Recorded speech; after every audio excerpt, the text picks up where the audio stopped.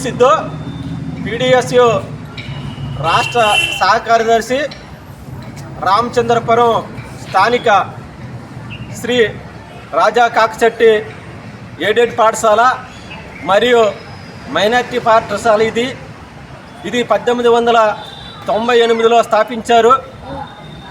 ఇప్పటికీ 127 సంవత్సరాలు కావస్తుంది.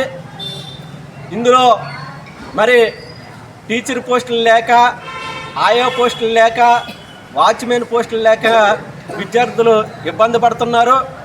ఈ పాఠశాలలో కనీస సౌకర్యాలు కల్పించాలని డిమాండ్ చేస్తున్నాం. అందులో భాగంగానే 1948 నుంచి 2000 వరకు ఇది సిబిసిఎన్సి సంబంధించి మేనేజ్మెంట్ ఆధ్వర్యంలో ఈ స్కూల్ నడిచేది. రికగ్నైజేషన్ 2000లో రద్దయింది. అప్పటి నుంచి కూడా ఈ స్కూల్లో రెగ్యులర్ టీచర్లు లేక విద్యార్థులు తగ్గిపోతూ ఉన్నారు. అయితే ఈ రోజున మరి ఈ రాజా కాకచెట్టి స్కూల్ ఏదైతే ఉందో ఇది ఒక మైనార్టీ విద్యా సంస్థ.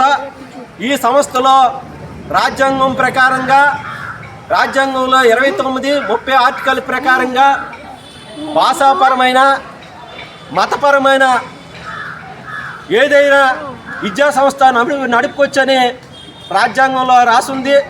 మైనార్టీ విద్యా సంస్థలకే కొన్ని హక్కులు రాజ్యాంగం కల్పించింది. అక్కడ టీచర్స్ సంబంధించి కానీ, లేకపోతే విద్యార్థులకు సంబంధించి కానీ అన్య మతస్థులను కూడా ఇక్కడ జాయిన్ చేసుకోవచ్చు. అందులో భాగంగానే మేనేజ్మెంట్ అనేది సిబిఎన్సి సంబంధించి ఆధ్వర్యంలో నడిచేది. దానికి సంబంధించి చైర్మన్లుగా మైనార్టీ సంబంధించి ఉండేవారు. ఈ మధ్యకాలంలో కొంతమంది కన్వీనర్లు కానీ, అదేవిధంగా కరస్పాండెంట్లు కానీ అన్ని మతస్థులు మైనార్టీలో విద్యా సంస్థలకు వస్తున్నట్టు తెలిసింది. దీని మీద తక్షణం విద్యాశాఖ అధికారులు, కమిషనర్లు ఒకసారి మీరు దృష్టి పెట్టాలా. ఎందువల్లంటే ఎయిడెడ్ విద్యా సంస్థలు ఏవైతే ఉన్నాయో మైనార్టీ భాషాపరమైన విద్యా సంస్థలు అటు శ్రీకాకుళం నుంచి మరి గుంటూరు వరకు ఉన్నాయి. వేలాది ఎకరాలు కలిగి ఉన్నాయి. ఈ విద్యా సంస్థల్లో చర్చిలు కానీ, మసీదులు కానీ, దేవాలయాలు కానీ నిర్మాణం చేయకూడదు. అందులో భాగంగానే మైనార్టీ విద్యా సంస్థల భూములను కూడా విద్యా సంస్థలు కానీ ఎవరో ఆక్రమించుకోకూడదు. ఇది రాజ్యాంగ విరుద్ధమైంది. కానీ కొంతమంది మైనార్టీ విద్యా సంస్థల ఆస్తుల్ని కబ్జా చేయడం కోసం, మైనార్టీ విద్యా సంస్థల్లో పోస్టులు అమ్ముకోవడం కోసం కొంతమంది కుట్ర చేస్తున్నారని తెలిసింది. దీన్ని ప్రభుత్వమే నియంత్రించాలా. ఎందువల్లంటే మైనార్టీ విద్యా సంస్థలకు మరి గతంలోనే ఉన్నీకృష్ణ కేసులు కానీ, చంపకదొరైన కేసుల్లో కానీ మైనార్టీ విద్యా సంస్థలకు కొన్ని రక్షణలు అనేది సుప్రీంకోర్టు కల్పించింది. ఆ ప్రకారమే ఈ మైనార్టీ విద్యా సంస్థల్లో అన్య మతస్థులు ఎవరైతే ఉన్నారో ఆయన్ని కరస్పాండెంట్గా నియమిస్తున్నట్టు వార్తలు వచ్చాయి.